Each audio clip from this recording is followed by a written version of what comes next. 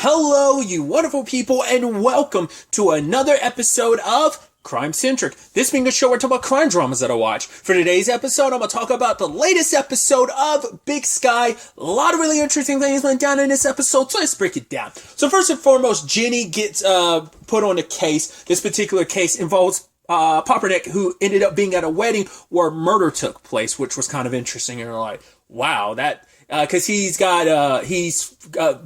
bride, Skylar, is a family friend. So he's pretty tight with this family, and it's like, right, it's supposed to be a joyous occasion, and it turned into a sadly murderous one. So, some interesting developments on that front. I thought that was kind of she did come out covered in blood, but apparently they talked about it a little bit, but they said like the photographer was with her at the time. So I guess which is also let's jump ahead. The fact is that if we find out that Skylar was a killer, it's kind of interesting because it's like, oh, so you killed him, left him, and then came back. Yes, it's a criminal thing to do, but I'm like, and then later on, you're like, when you see her breaking down, you're like, man, she put on the performance of her life, or she was just legitimately feeling a rush of emotions of just, I hate this guy, but I still loved him. I poured my heart and soul.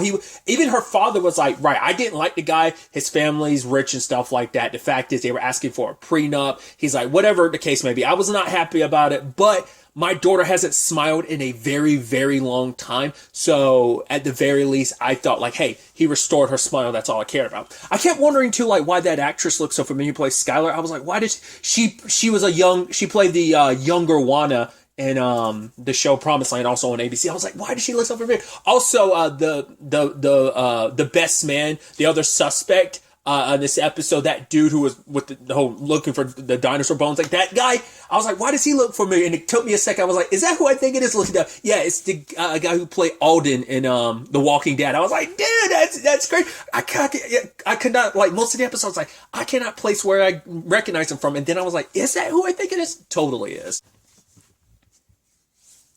It's actually a really tragic circumstance when it's like, all right, was it you? Was it this? The prenup? Oh, was it the business partner who was helping dig up the dinosaur? Well, it was one of the partners involved, and it ended up being Skylar's bridesmaid, Natalie. This is her best friend, because it turns out Natalie and Austin, the groom, were having an affair. So not only were they working on the dinosaur thing together, that happened. So Skylar's the actual killer, because she killed him because they weren't just bumping uglies. They were in love. And it's I gave my heart to this person, and he stomped on it, and and it makes that line from her dad, like I said, oh, this is the first time she smiled in forever. It makes that even more tragic. And it's damn. It sucks too, because obviously this case is a little personal and close to Paperneck, which I also thought him and Natalie were talking. I was like, oh, is that going to be something? I was like, oh, you're meeting someone at the wedding, and it's yeah, Natalie's not there for most of the episode, and I guess it's right.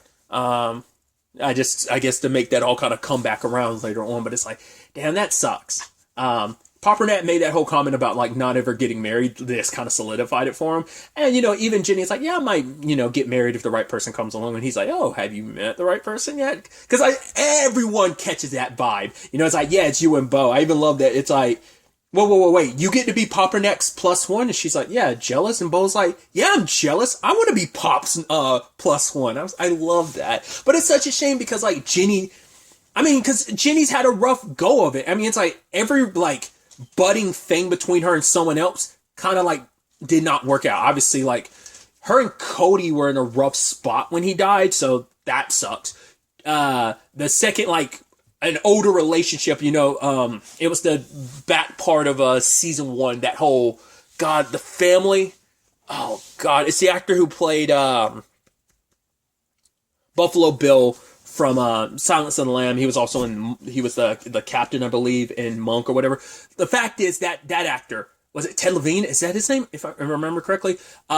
His family and one of his sons, and I think him and Jenny had a past, but that was also kind of bubbling, and he ended up getting murdered. There was everything with her and Travis last season, but she kind of had to let that go. He was kind of bad for her anyway, but it's oh, her and Bo, there's something there. But sadly, and she already kind of nailed it early on. She was he's still in love with his ex, and that's a complicated thing, because it's right, this is the woman you're still in love with. There's still complications there. She's a mother of a child, so there's always going to be that. And I think he was hoping on some level maybe they could fix it, or maybe he just doesn't see, like, maybe it's like he hasn't figured things out on his own, but it's like, it's sad because Jenny was like, oh, I wanted to see you, brought beer and everything. And it's like, oh no, didn't know they were going to be staying here. Like, you know, and she has to watch him like, yes, he's trying to comfort Carla because we'll get to Carla's circumstances this episode. But yeah, seeing that, you know, it's like, it just it stabs you in the chest. You're like, oh no, you're like, no.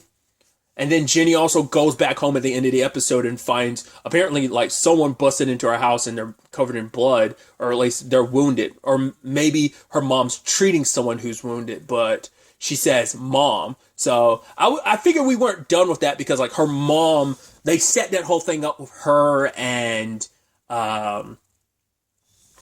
Tanya, and we just never got a resolution to that because all we got was like maybe the next episode or the episode after that. Dono's like, what are you doing with Jenny's mom? It's like, yeah, don't worry about that. That's the last we've heard of that. So I guess we're kind of bringing that back a little bit to be like, okay, so what's that all about potentially? So what kind of danger did she find herself in? Did she kind of cross the wrong person? Did she bring someone there to help them because it's someone who's kind of in the same line of business as her, kind of scamming and stuff like that? I have no idea. So there's that with Jenny. Like I said, it's just kind of a 1-2 punch. It's just with the bow thing now, whatever trouble her mom's kind of brought her way. So there's that. But going back to the Carla thing, Avery feeling the need to protect his family because he loves Carla, he loves Emily, and yes, he's made mistakes, but he wants to fix it. It's like, right, he unlocked Paige's computer, but it's also like, right, this guy threatened my family. Who's to say that even if I give him the money, he still won't come after my family? So he's thinking like, right, I have to rectify it because I'm the one that brought this situation upon us. I'm the one that got so involved in this Luke and Paige situation. If I'd never done that, then we would be in the circumstances we are right now. So he ends up getting a gun. I even love the lady who, I guess because of the accent and everything, calls him James Bond, even being like, oh yeah, that newest movie, they had this type of gun, but nah, this is probably more zero speed. You know, I do love her nicknaming him James Bond, so.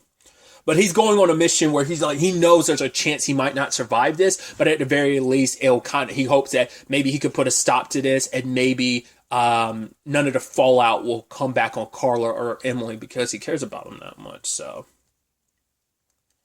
Which obviously that all ties over to picking up where the last episode left off, everything with Paige, her coming to Sunny and, you know, finding out about Walter, which is like, right, Walter, like, saying he murdered me that wasn't part of the plan and stuff. It's like, yes, your son protected me and he took care of me, but yeah, him, because even she was like, right, that wasn't part of the plan. So Walter's doing that obviously because if people think Paige is dead, they'll stop looking for her. So if the cops will stop looking for her, if they kind of officially label her as dead, no one else, Dono or Tanya will not have to stop looking for her. But also, like, the guys they're working for don't really need her anyway because they have Avery to unlock it for them. But even then, it's like he's not a guarantee. Like, especially if they don't. Well, they need to capture his family as leverage to force his hand. Cause I brought it up earlier. I was like, I hope he doesn't turn into a T-Lock situation. It's kind of a T-Lock situation this season. So, at least Avery's situation is. I mean, it's a very direct parallel. So, but Sonny's willing to help Paige with the money situation. Is like, I'll get you your money. You'll reveal yourself to be alive, so Walter won't be in trouble anymore. And also, she ends up having to work with Dono and Tanya. And I love that. Like, what was that line from Dono? He was like, it's hard out here for a pimp. And then, like, Sonny turns to him with the most disgusted look on her face. She's like, I have no idea what that guy's talking about. It's like, if this was any other show, she's like, what the fuck is he talking about? Because I'm like, don't know what the fuck does that even mean? I love you and your confusing self. You're so good. It's like, because even Tanya almost looked at him like, don't know what the fuck are you talking about? I love it. It's so good. But yeah, it's like, right, let's not cross each other because, hey, I'm not the type of person to be messed with. It's like, well, likewise to me, Missy. So they're going to be working together. Obviously, hiding the fact is, like, this is all about Walter because, hey, he's my son. I'm not that. Because if they found out, they could use that probably against her. So it's like, right, better keep my reasons secret. That way you don't try and use this against me later on. which she's also trying to keep all this from Buck, because Buck's like, hey, let's put Paige and Walter behind us. But it's like, no.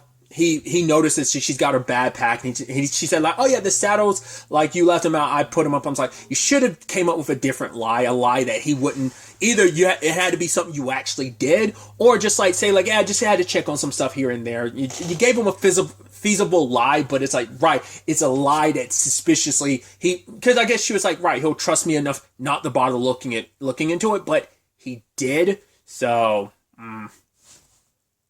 At the same time, like, Paige is like chilling out at the camp.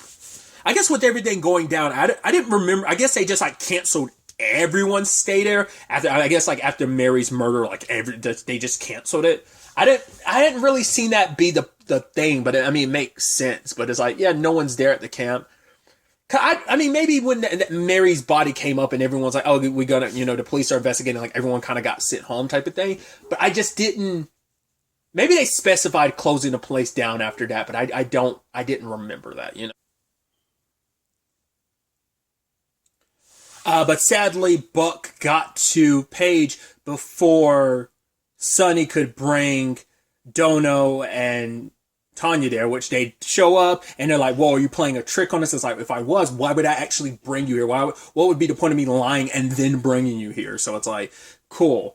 Now that's that temporary alliance kind of fell through on that part, and it's like, right, last thing we want is Paige with Buck, because Buck is seeing Paige as a loose end, because it's like, right, you could have just disappeared, but you had to show up. Now you're going to make things more complicated, because he also knows Sonny's hiding stuff, because he knows, like, whatever Paige's circumstances are, he's like, I know this has something to do with Walter, and you're probably working with her trying to get Walter out, and that's just going to bring more trouble. But it's also because you're trying to cover for yourself, because Walter brings too many questions that need to be asked about you and your circumstances. Because that's another reason why Paige isn't safe, because all this could be unraveling all Buck's secrets, because it turns out of anyone in the family, yes, Sonny's made mistakes. She done some shady stuff. She made it seem like Paige left when there's a possibility Paige might have been dead. She basically, she didn't kill the hiker, but she convinced her son to leave him to die and just didn't, move his body. So yes, she's done some shady stuff, but it seems like Buck is the monster in the family, technically speaking. I mean, Walter definitely killed Luke, but I mean, not unless we end up finding out it wasn't actually him, that it was actually Paige who did it. I'm assuming it was. I'm assuming it actually was Walter. So that is, at least present day, one murder he's fully, it's like he accidentally killed the hiker. I mean, that was more so him. He fell backwards, and, eventually died from his wounds and stuff, but still. So at least one confirmed kill, aside from his adopted parents, that we could say is on Walter. And that was a self-defense situation, because it's like, hey, they were abusive. Even to the point, obviously the conversation came up about Meredith. That's his adopted sister, and that's who was in that situation with him as well. So ultimately, now it's up to them. It's like, right, we got to look for this Meredith, because now the question is like, well, maybe Meredith isn't dead. Like, maybe Paige isn't dead. Like, he said he set them free. Like, maybe he doesn't mean like, oh, I set their spirits free by killing them. Like, maybe he means literally. So with Emily's help, they ended up tracking down, which I love that whole bit too, where it's just kind of like Bobo, and it's like, Bobo, and Cassie's like, yes, I know, it's the cringiest of all time. He's like, and Bo's like, hey, it's a harmless and very endearing name. So what do you have? Denise Pooh. And she's just kind of getting all giddy. And you can just see the disgust on Cassie and Emily's face. Like, don't do that. And it's like, I do love that, like, kind of like, ooh, like the little back and forth that Denise and Bo have. It's so good. I love that it's just like, oh, you know what they say about patience? It is virtue. He's like, no, that it's an 8-letter word that starts with a P. And I think you hear Cassie saying, oh no. And Denise is really enjoying it. I love their back and forth. It's so good. But yeah. They look into it and find Meredith. Well, and I think her new name was like Madeline. And she admits, like, yeah, the person she knew, Walter wasn't a killer. Like, that family beat them, abused them, and starved them. And she's like, what he did, he saved us. And then he called his biological mom. It's like, and I love they had to kind of bring it up too. Like, yeah, I don't know her name, but she had a beautiful song. It's like, of course you're going to do it. It's Reba McEntire. So of course you're going to be like, man, oh boy, can she sing? It's like, of course you're going to lean into that character being able to sing. Because once again, it's Reba McEntire, but also it's like, oh, that beautiful red hair. And you're like, yep, sounds like it's Sunny. So, and as Jenny put it, she's like, the more deeper we get into the case, the messier it is. It's like, yeah, it's always been messy, but it's just like, now you're starting to piece together. But even then, there's still pieces to the puzzle that they aren't even aware of, because Bo ended up piecing it together after he showed up at Avery's place, recognized the journal pages plus the gun. Now he's like, okay, so he's after Paige and Luke's money. But they don't know that they know that somehow Dono and Tanya are involved, but they don't know that there's another party, the party that Luke and Paige stole from, that's still in the mix in this too, and that's directly the correlation where Avery comes into place. Those are the ones he's directly, connected with, which the main dude sends one of his guys after Avery this episode. So he's kind of, got rid of his Sims card, and he's just off the grid to some extent, and, trying to probably draw them in so he can take care of them. So they kind of need him alive once again, because he's cracked the code. But if they still don't know that Paige is alive, only Tanya and Dono amongst the criminal side of things know about that, because Paige is willing to split the money with them if it means helping, if she's able to get that $7 million and then bounce, like $7.5 million and bouncing, Because, to be fair, it's not even like a clean 15 mil. It's 15 mil and some change. There's like some and I say change, I mean like there's probably like $8,000 or something like that mixed in. It's like 15 mil, $8,000 or something like that might be. But so it's not like it's not an even 15 mil. So, but still, let's break it down, 7.5 plus mil. So there's that side of things.